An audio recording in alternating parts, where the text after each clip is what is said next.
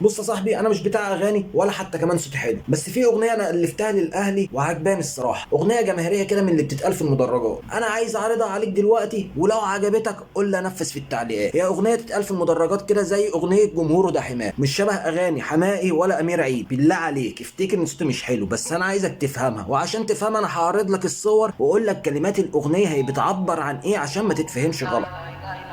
يلا نسمعها، يلا تعالى اسمعها لكم، تعالى اسمعها لكم، هقراها لكم انا اهو وهسمعها لكم. الاهلي المصري. اوه لا لا لا لا لا لا.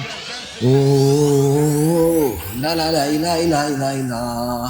أول ما بدينا عالنبي صلينا، في ظهرك دايما يا بلادي وبنشجع نادينا، صوتنا عالي موقفش، الله أكبر علينا، ياللي انت ما بتفهمش وكمان على قد ايدينا. أيوة احنا الجمهور، أيوة احنا المجانين، جايين في مدرجاتنا بروح 74.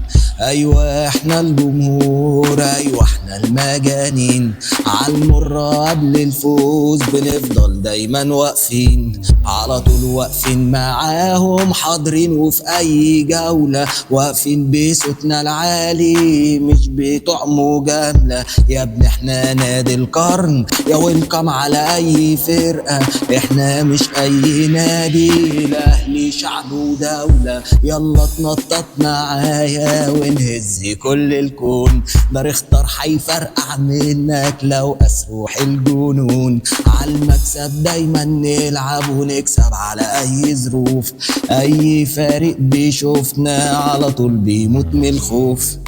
اوه لا لا لا لا لا لا لا. اوه الاهلي شعب ودولة. لو عجبتك قول لي نفذ في التعليقات. يلا سلام.